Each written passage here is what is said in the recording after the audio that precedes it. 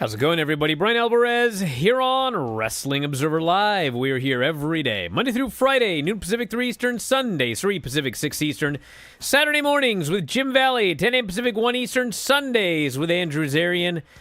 And it is Thursday here on the show. You know what that means? Well, that means we got a lot to talk about here today. Last night was AEW Dynamite. And we have a bunch of matches now for the pay-per-view, the Double or Nothing pay-per-view. And the big story is that people have been asking, Swerve against Christian? That's your headline match for the pay-per-view? And the answer is no, that's not the headline match for the pay-per-view. The headline match is another Anarchy in the Arena match where the Elite, the Young Bucks, Okada and Jack Perry, will be facing off against the team of FTR, Bryan Danielson, and Tony Khan. I'm kidding. It's Eddie Kingston. Tony Khan will not be wrestling. But we've got that. We'll talk about the entire Dynamite show. A lot of angles and such on the show. And questions raised as to what other matches we're going to get coming up at the pay-per-view. We're also going to talk about the USA Network Raw. They'll be staying there through the end of the year. That was announced yesterday as part of the TKO first quarter earnings report. And we've got a couple of business notes about WWE and UFC since they have merged into TKO. And also some notes on the future, what they plan to do for business. We've got a couple of AAA stars going to Triple Mania, including Nick Wayne. We got your Raw and NXT ratings. And an Adam Copeland interview where he talked about how he almost went to AEW in 2020. And I actually know a lot about that because I remember all of this when it happened. So I can tell you about that as well. A lot to get into today. Back in a moment to kick it off, Observer Live.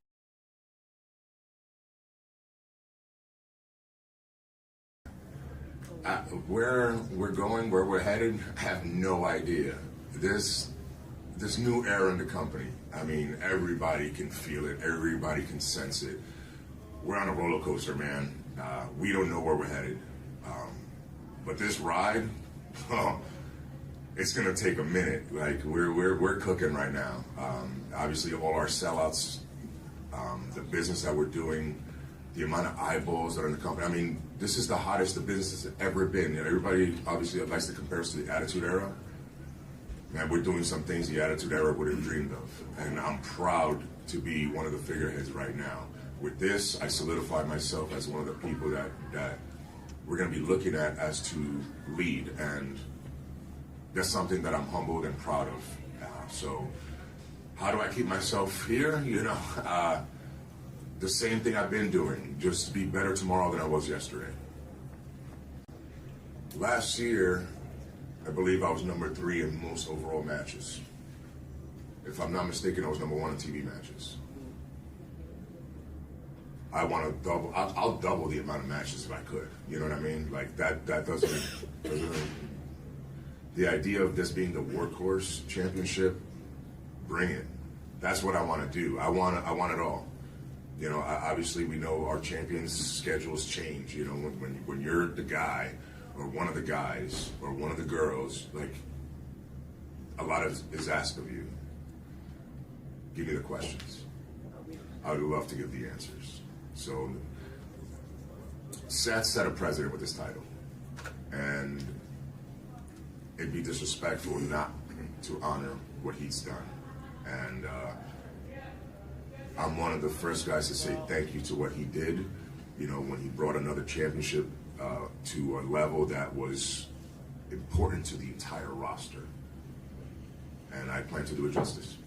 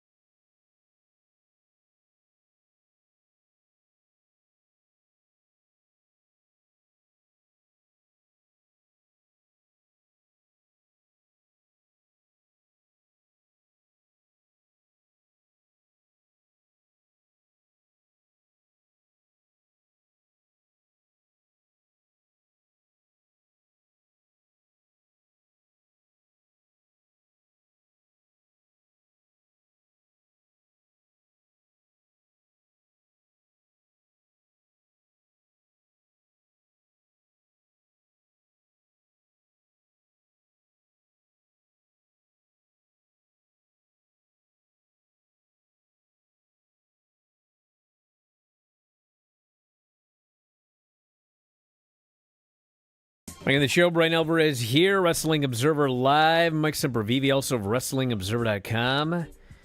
And we got a lot to talk about here today. Mm-hmm. So they announced that Raw is going to stay on USA through the rest of 2024. And for those of you that don't remember the story, so the current Raw deal ends at the end of September. So they had October, November, and December with no TV outlet because Raw moves to Netflix in January. So there was 3 months where they would have no Raw. A lame duck. And so the question was, well, they got to end up somewhere. Like, what are they going to do? And so they announced yesterday that Raw will remain on the USA Network. They signed a 3-month deal worth $25 million. Pocket change. Yeah. And just like, we did a show with Dave last night, and we had talked about this. I said, Dave, why is Netflix like starting in January? Why aren't they starting in October? Like, is this a, are they not ready for Raw yet? Is this a deal where, there's other television deals around the world that are waiting to expire or whatever? And he goes, no, they just want to wait till January. I said, okay, hold on a minute. Why is my question? Like, I know if they didn't want to start in January, they wouldn't have signed a deal to start in January. Like, why? And if I were Netflix, okay? Yes. And I am going to purchase the rights to Raw. Like, do I want to purchase the rights to Raw the week after the last airing on the USA Network? Or do I want the thing to go dark for 3 months and then pick it up? Like, remember when WCW did that whole, they were going to do a reboot and they were, like, going to go dark for, like, several months or whatever and then reboot?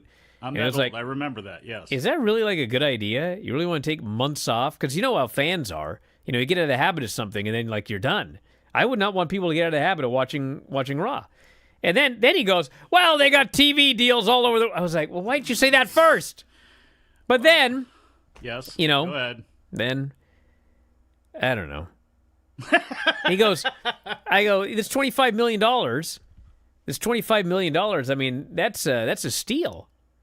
Because, what they're getting, $25 million for 3 months is less than half of a normal 3-month Raw cycle. You know what I'm saying? It's I can't... Like 60 million or something crazy is what they get for every 3 months, and they're getting 25 for this. Yeah. So it's like, that's a great deal. And then he goes, well, WWE was expecting nothing for all 3 months. And I was like, did you hear that from somebody? How could that be? You're telling me that they just figured, we'll just put on YouTube for free. Like, they had to be looking for something, right? Of course. I can't imagine their idea was, we'll make no money for 3 months. But anyway, that's the deal. They're going to, they're staying on USA for 3 extra months. They'll make $25 million. USA's getting a heck of a bargain. I mean, they had to work something out because of course. SmackDown is going to USA. It's not like the USA Network, relationship is done. Peacock. Yes. Look, NBC Universal still owns that. If nothing else, Raw was going to go over to Peacock for those last 3 months. And if you are NBC Universal and if you're USA, regardless of anything, in the fact that you're losing Raw or whatever that, it doesn't matter. You're bringing SmackDown in, and no matter, there's nothing you can put there that would get better ratings than Raw. So why bottom out the last 3 months of the year when at the end of the year you want to be one of the top-ranked entertainment channels on cable TV? So this only makes sense. And if I'm not mistaken, it is a global initiative idea, whatever it is from Netflix, where they want to start everything on January 1st. I think it is, again, I don't know the logistics of any of that stuff, but I believe it's just as simple as they wanted global distribution and they wanted everything to happen rolled out across the world on one date. Man. So anyway, they also announced $316 million, WWE's first quarter revenue. That's a lot of money. It is. Year-over-year increase of 6%. From the previous year. It was increases in both live event and media rights revenue. So they made a lot of money there. They had their full year guidance. 47 total events for WWE, included a Royal Rumble Elimination Chamber. Both PLA set all-time records for gross revenue and viewership. Netflix deal starts in 2025. And they said even though the event took place in the second quarter, they touted the financial success of WrestleMania 40 in Philadelphia. And they've, of course, got their first ever center mat deal with Prime Energy. And UFC did very good as well. And they talked in the press call. I think we all know this. What they're trying to do is run pay-per-views in places where people will pay them substantially. They're looking for those site fees, of which they've gotten plenty. And there's still a strong relationship with Saudi Arabia thanks to Nick Khan. Vince, of course, began the relationship. Nick Khan has picked it up with Vince Khan.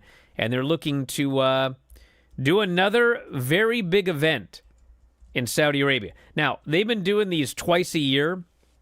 You know, the greatest Royal Rumble ever. And they make about $50 million to run these house shows.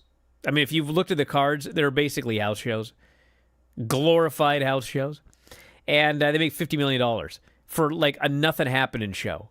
So the idea is, well, what if we give Saudi Arabia Royal Rumble? What if we give them, I don't know, Survivor Series, but you know they try to pretend like Survivor Series is a big five, but they could get like a $75 million payout, a $100 million payout, depending on the size of the show, just to run one show in Saudi Arabia. So if you're wondering how they're raking in so much money hand over fist, that's one of the ways. TV deals, obviously, Netflix deal, that sort of thing. So, yeah, that's it. Then the only other thing is they're going to run that Sphere. UFC is going to run the Sphere. One and done, Dana White says. It's expensive, I'm sure. Kind of makes me want to go. Well, it's a cool-looking building, that's for sure. But imagine how much those tickets are going to cost. What's the average UFC ticket cost right now? Hundreds of dollars on average. It's hundreds. So I can imagine what it's going to be like in the Sphere for a one and only promoted that way event there. So, and I got to be honest, with the Saudi Arabian deal, you could see some of that crossover into the United States with WWE as well, too, if they're not getting a site fee from there, or if Saudi Arabia has some sort of interest, because the test balloon of Terrence Crawford's fight in Los Angeles that the Saudi government is backing, we'll see how that goes, how it goes over in the media, business-wise, all that sort of stuff. But we're starting to see where their tentacles are now fine with coming into the States and helping promote a fight. So if we could absolutely, I think, see that come through the UFC, maybe even before the WWE, but I can see that being a way that Saudi partnership could end up expanding. They also mentioned the idea of possibly festivalizing the WWE experience in Saudi Arabia. That would mean, you do the Royal Rumble and you'd have the same, SmackDown would be in Saudi Arabia, Raw would be in Saudi Arabia, you'd have a WWE. What do they call it now? Whatever they call that festival thing, WWE World or something? Yes, WrestlePalooza. Every time I think WWE World, I think of that stupid restaurant that went out of business. Oh, yeah. Wasn't that WWE World? Well, it was, what was it, WWE Maybe if you didn't call it WWE World. I think the world part was the nightclub. Like, remember, it was like the restaurant, but then, like, on Friday and Saturday night, it became the world. WWE New York.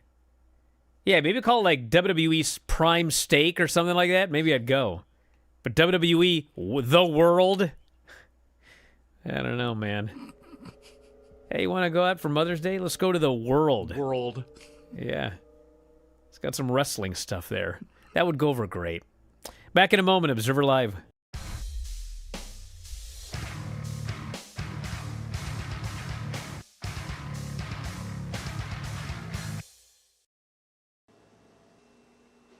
We've almost reached the pinnacle of the tour, but this is one of the most important things. This is the computer.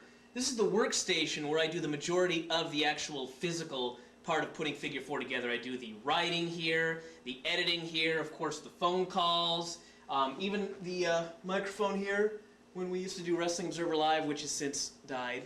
And in fact, I better put the screensaver on here so this doesn't get burned in the screen. But putting the newsletter together, people understand, it's a lot of hard work and dedication, like 2 to 3 hours per week. Sometimes I have to spend on it. And hold on a second. Figure 4, who's this? Carl Thorillo? Yeah. Yeah. Hey, listen. Can I call you back? I'm doing something here right now. My fridge. Yes, running. Hello. Prank call. Anyway, this is like I said, computer. Got the TV here. This is pretty much the place. This is going to be a quick tour of the trophy room. This is actually my trophy case. It's made of mahogany, very expensive. But what is worth far more than the case itself is what is inside, and that is the medals from the various sports and the accomplishments that I've achieved during my lifetime. This first drawer here is my gymnastics medal. Here, I got state and such.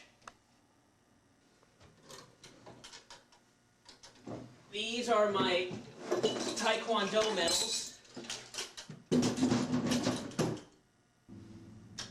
These down here, amateur wrestling medals. And down here are the 26 medals that I won in the 5-kilometer walk down to the Bothell Landing over the course of the past 5 years. And, you know, I realize that I'm a 4-sport superstar right here, and some people, you know, it might bother them that they haven't had such achievements in their life, but I think that the whole point is that you can achieve anything. You know, if you can make a great pie, you can win the pie eating contest at the Puyallup Fair, and I don't know, hell, if you can eat a good pie, you might win the pie eating contest as well. So there's achievement in this life for everybody.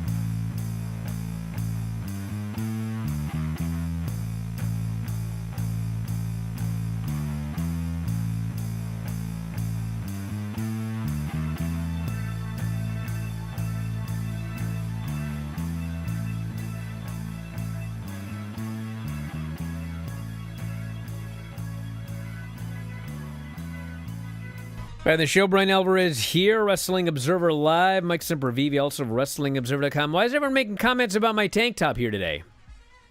What's wrong with it? It's a nice tank top. What are they saying? I don't know. Look, it's a Cannon Beach tank top. What's wrong with that? I say, there we go. You got to hit the Yeah, double you see biceps. that? Yeah, it's hot today. We got our first hot day all year. It's, Got the windows open or the air conditioning on? Which one? It's like 65. That's hot. It's gonna get hotter. Hey, when it's 65 in Seattle, you celebrate. Well, You put on a tank top. You get them guns out. That's Yes, that's what you do. And yes, it is really hot in the studio. That's the problem, because you know it's hot enough that like it's hot, but it's not hot enough for the air to turn on. It's a tough life here, you guys. Raw on Monday, 1.62 million viewers, 0.53, 18 to 49. So one of the stories this weekend is, you know, these WWE PLEs. They went to France. They did giant business, but it's in France. So it aired at like 9 in the morning or whatever, 10 in the morning Pacific, and like nobody watched it. Like the viewership for this show was very low. And usually when they do like a pay-per-view that people do watch, there's a bump for Raw. No bump for Raw. But at the end of the day, it's like, does it matter that nobody watched it? I mean, there wasn't a title change. well, I mean, there was the women's title change, but I mean, it wasn't like, you know, Cody lost the title or anything like that. I don't know. Nothing if they can't France- recap on the show. That's the thing. I don't know if France had anything to do with it, with the time change, because you can watch it anytime you want. If people heard, I know, but when they air them early in the morning, the viewership is different. Even though, yes, in theory, like a lot of people like to watch the pay-per-views live and tweet about them and do that whole thing, and they just don't do that for those early morning shows. But I think it's more of a matter of when you looked at the card, you knew nothing really was going to shake except for maybe that women's tag title match. And again, it was a really good house show. I mean, it was a great show to watch in a fun atmosphere. But I think, again, if the show would have been a lot hotter and had something going for it, and that's kind of the issue right now is, they're doing big business overseas, and it's not like they're hurting themselves on TV, but it feels like one big gigantic holding pattern that they're in right now. So then we got the NXT. We have, man, I can't wait for Bryan night. Why? We had no mention of NXT on Observer Radio last night because Dave did his history of the Black Saturday, which took a long time. So I didn't talk about it yesterday either. I got so much pent-up NXT aggression to get out here tonight, especially about that darn match, the No Quarter Catch crew. But anyway, the show did 659,000 viewers. At a .19. So it was way up, and, everyone is immediately saying it must be Chelsea Green. I mean, is it? What she's saying. I don't know. Probably Matt Cardona, too. I mean, I haven't seen the quarters. Are the quarters out? Has anyone seen the quarters for NXT? Let me check, because I want to know what really bumped it. The lack of competition from somewhere else, maybe a bigger playoff game. Okay, NXT. Was there a big show that didn't know Vanderpump or Below Deck? Oh, man. Yeah, it was not Chelsea. She was the lowest rated quarter on the show. How did the Combine 596,000 for the Chelsea Green match. So it was not Chelsea. Who peaked it? The highest rated thing on the show was Trick Williams. Hey! They did advertise Trick Williams was going to be on whatever Metaphor's gimmick's called. Supernova Sessions. And, they did announce that in advance. Trick on Supernova Sessions, and Lash was going to reveal what was in the envelope. And I have said before, fans like a mystery. And so it was they had almost 700,000 viewers for that segment. So, I mean, if you want to point to, one thing, it was that. And, I mean, the rest of the show was just higher than usual. I mean, it opened at 674 and largely stayed there all the way until the last half hour. And then it fell for the beginning of the Chelsea match and then fell more for the end of the Chelsea match, which, by the way, was an overrun. They lost a lot of viewers in an overrun, and the overrun normally rises. Is everyone going to get mad at me for this? I'm just telling you what happened, everybody. Jiminy Christmas. I can just see it coming. Bryan hates Chelsea Green! Well... because he reported the numbers! Anyway. I see you're not putting any of this on Roxanne Perez, which would lead people to also... Well, because nobody said the number was up because of Roxanne Perez. They said it was up because of Chelsea Green. And I looked at the quarters, and that's not why. Why are you mad at me? Why is everyone always mad at me? First, my tank top. Now I read some numbers. I've had more people mad at me over numbers. The great irony that I hate numbers. I hate math. I've had more people in my life angry at me over numbers than anything else I've ever done. I'm a victim. Ric Flair's going to call you Brian D-Head. Be careful. Don't even get me started on this guy. Hey, by the way, after the show went off the air, he did do an interview, and he said he was sorry. Oh, yeah, and I heard he said he wasn't drinking. That makes it worse! No, he said he was drinking. Oh, yeah. But he said it was only a couple of mixed drinks and some beers. Jesus Christ. It didn't even sound like he was sure how many drinks he had. It wasn't many, but I can't remember how many I had. He didn't. But it wasn't many. When I haven't had many drinks, I remember how many I had. It's when I had a lot of drinks I don't remember. How many times do you think he slapped his chest about at the bar during that time? Exactly. Woo! I've done that a few times. Wings. Sometimes I do that when I post the numbers on Twitter. I go, bring it on! And then hit a double lat spread like Hillbilly Jim. Yep. Hit it. Do it. You have the chance in the tank I got top. too much Do it. news here. All right. Adam Copeland was on the Chris Van Vliet show, and he said that he was really close to joining the company. Now, I haven't read this quote yet, okay? So this is going to be fun. We're going to do this together. Like Karnak. Because I do remember this period quite well, in fact, because I had a lot of discussions about Adam Copeland, and then he ended up going back to WWE. He says, when I first started talking AEW, I was not yet cleared. I had made it, we talked about it, like the bosses of each video game level, but I still wasn't cleared by company doctors. So once all those clearances started to come, I was like, okay, this is real now, all right. So before I did anything, I had to go kind of get the final clearance needed for either company. But I had negotiated with everybody. I was like, okay, here's where I'm at. Here's what I've been told I can do, and started the process. And then going to WWE and sitting down with Vince, he goes, well, it's got to happen here. At that stage, I looked at the equity built. It felt like having to start over, especially having to start over after having been gone for 9 years. Felt really daunting, if that makes sense. I felt like, at least with WWE, that's one thing off the table that I don't have to worry about. I can come back and walk into the history of this character. I do feel like it needed to have happened there initially. I really do, if only for that Royal Rumble moment right before the pandemic hit, just feeling and experience that I'm happy the way it turned out. And talked about, see if we said anything more about that period. He didn't. Well, here's what I can tell you about that deal. He was very close to going to AEW. And I'm talking he was close enough that, people were like, he's coming in. Like, he hasn't signed, but he's coming in. And then all of a sudden he signed with WWE. And there were people there who were angry. They were like, it's just like, they were very upset about the way that he went about doing that. And obviously, at the end of the day, like, water under the bridge. He's there now. Everyone's happy. Everything worked out great, Same people that were pretty upset, I'm sure, delighted now.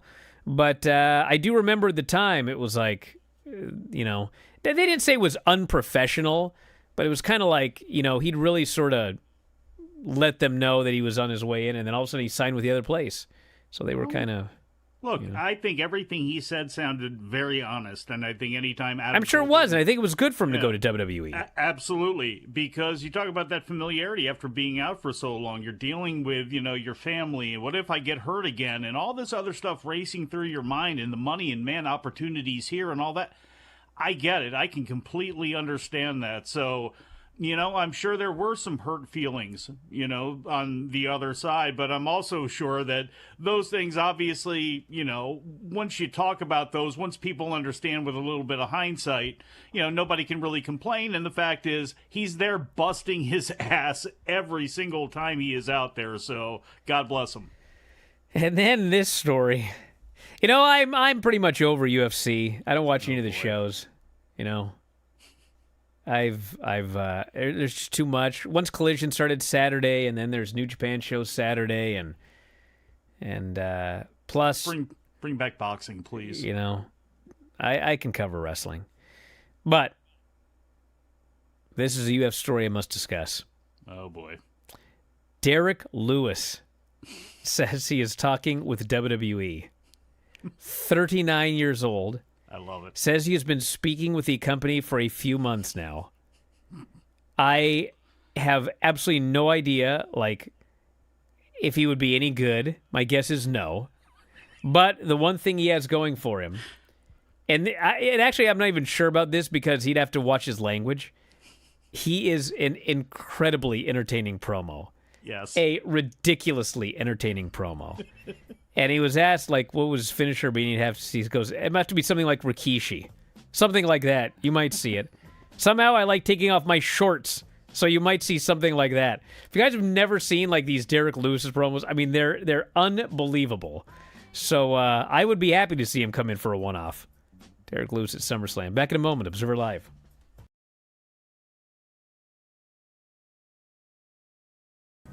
And then Cody,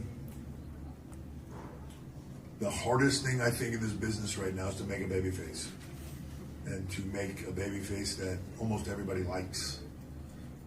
that people just aren't, booing because it's the right fun thing to do with a moment or whatever, like to buy into that story and be that guy. Cody's that guy, but he's not that guy because it was manufactured. He's that guy because he's just that guy. He's the right human being. He's the right person. He's everything you want to believe in. He's everything you want to get behind and see fight. It's all that. I'm so happy for him. And when you talk about overcoming things, he's got to go back and look at his career and the things he's done. He's forged his own path. He has done it all, and it's a testament to him and who he is as a person. He's never quit. He's never given up. When one road shut down, he went to another road. When that road shut down, he made his own goddamn road. But all of them, they led back here, and to where his dream always was.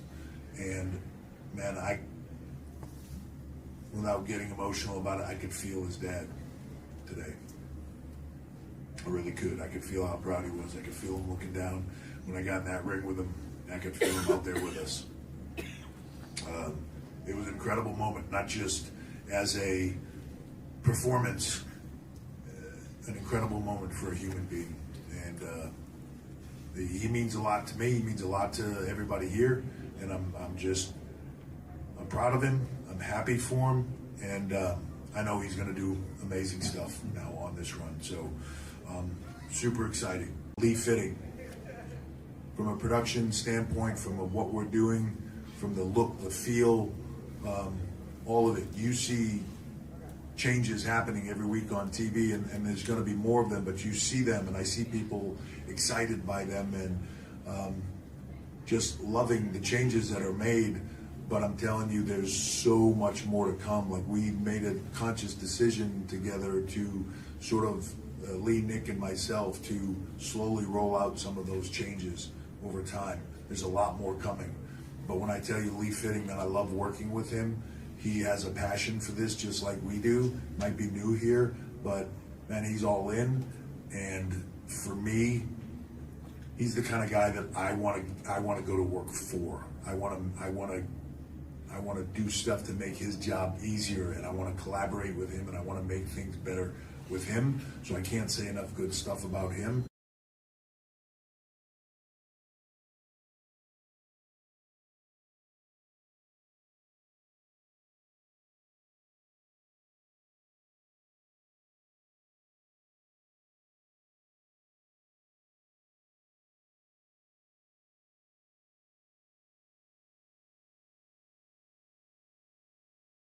Back in the show, Bryan Alvarez here, Wrestling Observer Live. Mike Sempervive, also of WrestlingObserver.com. What? Go ahead and say I told you so. Just go ahead and start with Oh, you want me to start with that? Sure, go ahead. Oh, my God. Well, people get mad when I start AEW reports with a negative. I know. But you brought it up. Well, I absolutely 100%, word for word, told you guys exactly what was going to happen with Toni Storm. And what's her name? now you can't even remember her name, can you? Yeah. Serena Deeb. Serena Deeb. Yeah, you know what though, Brian? You know what though? If you would have saw the shot that the camera guy focused in on when that baby face came out that said Toni Storm was greater than Serena Dweeb, you might think her name was Dweeb. Yeah. That's what she looked like. I told you guys she was a babyface. First off, I told you guys that Serena was a babyface, and you all made fun of me. I saw it in the chat. Oh, she's a babyface because she gave a card to a kid? Oh, she's a babyface just because she... Yeah, she's a babyface, okay? She came out as a total babyface here. Mm-hmm, like a lamb to slaughter here. And the crowd does not care about Serena Deeb as a babyface facing Toni Storm. And she tries to cut her promo, and they're chanting for the Oilers. They're chanting for Toni Storm. She's telling a story about how she was gone for, I forget what she said, 14 months or whatever. And, 15 months on the shelf. And she had seizures, 3 seizures. No one knew why. There was not even like a follow-up. Like, she didn't even say if they know why now. I mean, for all we know, she could have another seizure. But she said, she thought she might have to retire, but damn it, she had a dream of becoming... She's telling this story, and they're chanting for the Oilers, and then Tony interrupts her story about, like, fighting for her life. Tony interrupts, and the fans start chanting for Tony. And Tony says, all I hear is a charity case. And they cheer. And Serena says, you need to start taking this stuff seriously. And she dropped an S-bomb because that usually gets a pop. She says, you got to start taking this S seriously. The fans boo her. She says, I fight for my life. I'll fight for my life at Double or Nothing. The fans respond by chanting for Tony. Tony says she doesn't care. Doesn't give an S, she says. The crowd pops for that. They chant Tony's name again. And then Serena goes to leave. She checkmated her curse word. Tony grabs her. Serena drops her with the right hand, and she gets boos. I'm like... See, here's the thing, guys. You don't get it. Like, I get mad at certain things, okay? But the stuff I get the most mad at is when I told you this would happen. And it's not like I made a wild guess. I've watched every Tony Storm feud for the last 5 months or whatever, and the same thing happens every time. You get somebody who you put in the role of the babyface against Tony Storm, who for reasons unknown is still a heel, but she's the most popular woman on the roster, and every single time it kills the babyface dead. Half the time we get no heat because they don't even care because they just want to cheer. I said this is going to happen, and here we are. Put it in a tweet earlier. Inaptitude. Not ineptitude, but inaptitude when it comes to putting some of this show together and coming up with ideas, and some of the ideas that they come up with. I don't know who's to blame, but you already danced this dance with Deonna Purrazzo, and maybe you got an escape valve out of it because of Thunder Rosa, and you were able to put those two together. But you send Serena Deeb out there, who you got to admit did hold her own as far as holding it together through that promo and making it sound like she wasn't shook up by the crowd or anything. But man, to make this mistake again, like, what are you doing here? I get it. The Jamie Hayter, I will assume, is going to come back as the Lord and Savior, as she should. But, like, there's so much you could have done here with Tony Storm. I actually don't think that's going to happen. Then what are you doing? I'll tell you. You want to know what I think's going on? Good. And I'm going to give my constructive criticism, okay?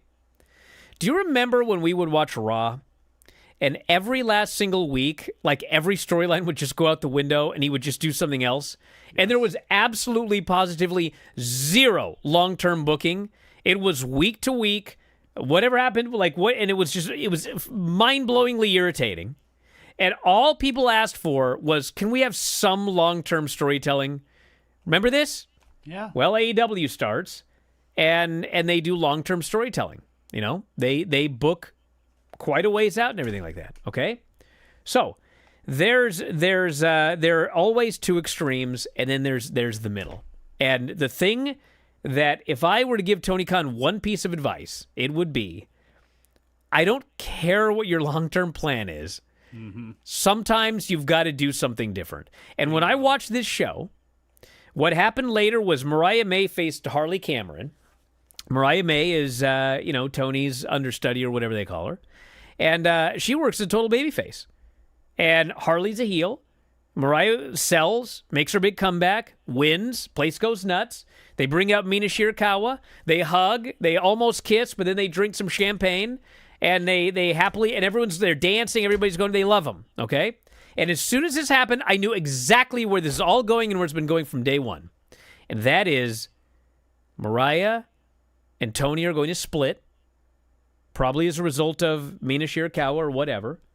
And Mariah May, as a babyface, is beating Tony Storm for the title at Wembley.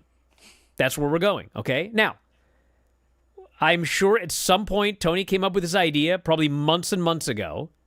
And as is always the case, He is going to barrel forward with his plan come hell or high water.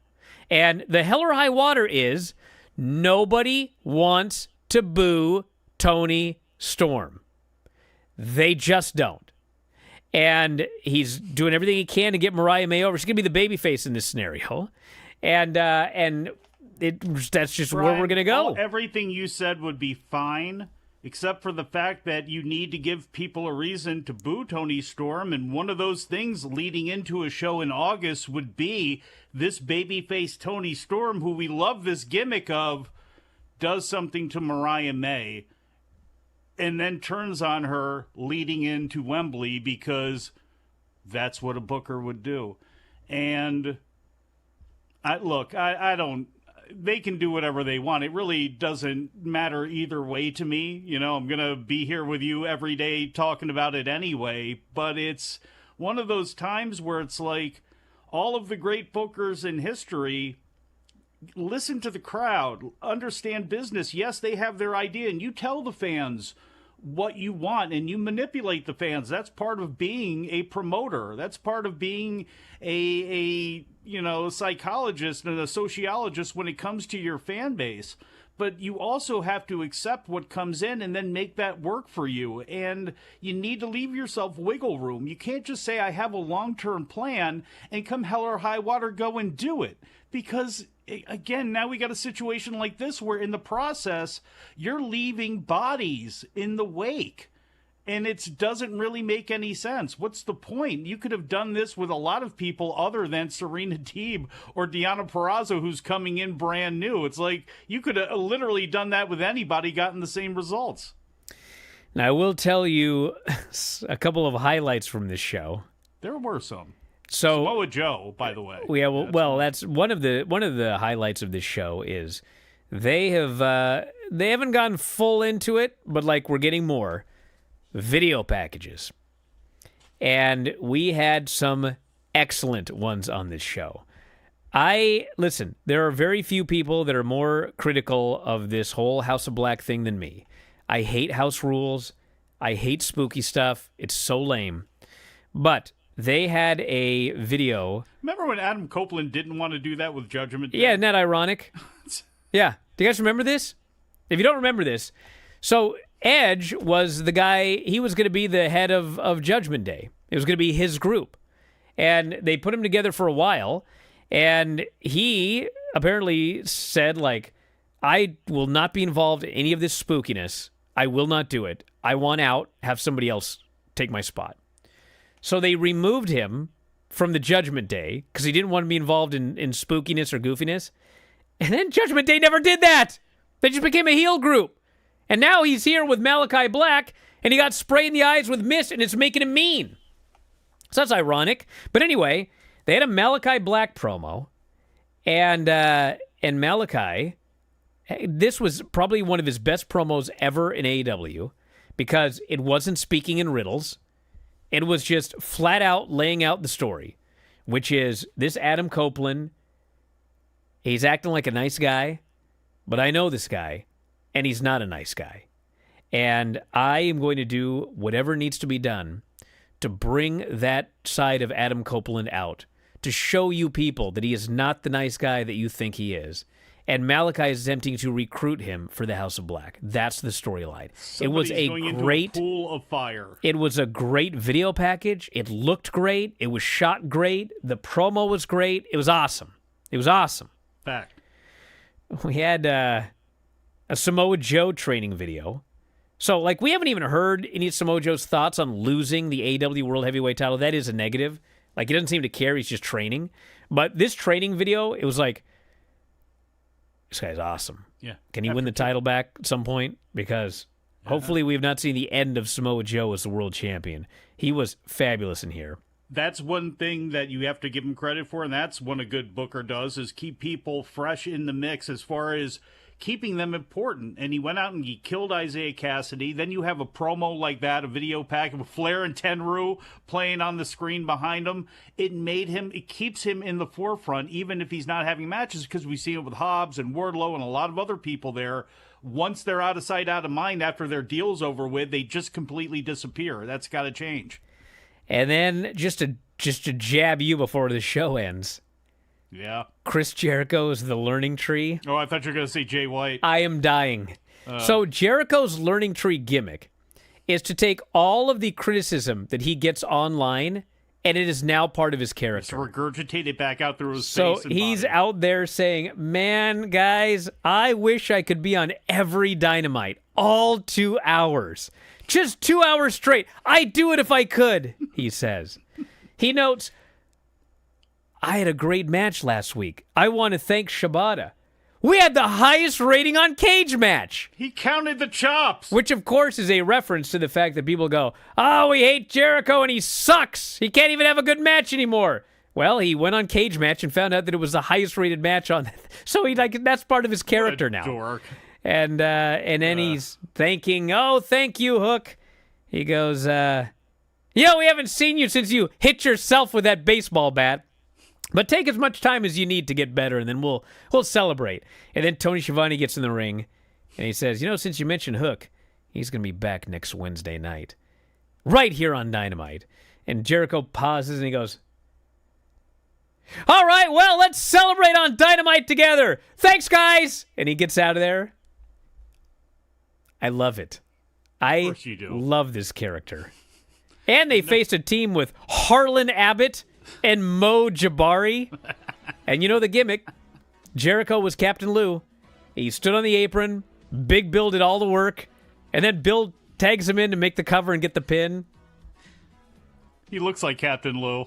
Oh, now we're going too far. Back in a moment, Observer Live.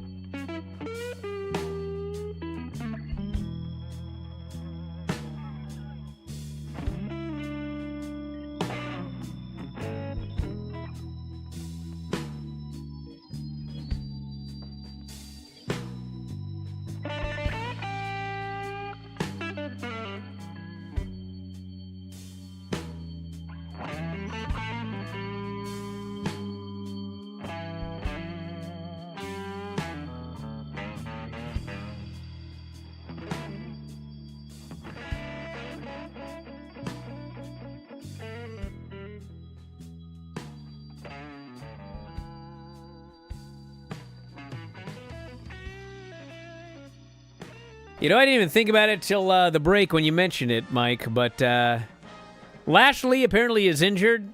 Yeah. Adam Pearce tweeted out that he's injured. He's being replaced by Dawkins. Angelo Dawkins. In a match with Tama Tonga. Yeah. And I was thinking about this because I was surprised to see Tonga even in the tournament because, you know, he's brand new. He's in the bloodline. I didn't think they'd want him doing jobs on TV yet. But then I did recall that his father was King Tonga. He was King Tonga, came into the WWF that way, and then at some point along the line, he became Haku.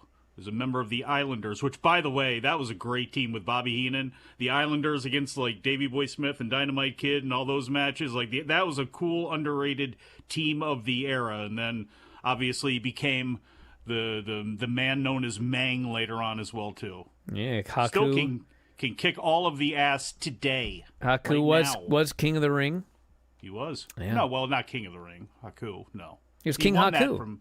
Yeah, but he wasn't. Harley Race. But he didn't win the tournament. But yeah, yes. Bobby Heenan needed a new king, and then there was Race, and then they lifted Haku up on the gimmick there, and Harley Race tilted him over, and those were fun matches. Like, they probably weren't fun for a lot of, like, for you in that era who wanted to see Hulk Hogan and all that stuff, but Harley Race. I didn't like Hogan. That's my Harley sister. Race and Haku kicking ass. That was something. I do have to say that if you haven't been watching those 86 WWE challenge shows or whatever, Collision, you should watch along with us for the Bryan and Vinny show because, I mean, man, that's the end of the line for, like, the Iron Sheik. That's when he could still move. Oh, my God, you should see that guy move and jump, and Haku's in there as, like, a light heavyweight. Just, like, it's crazy, but it's fun. So anyway, we got to wrap it up. I will be back later with Vinny. Yes, you will get your full NXT report tonight. Fear not.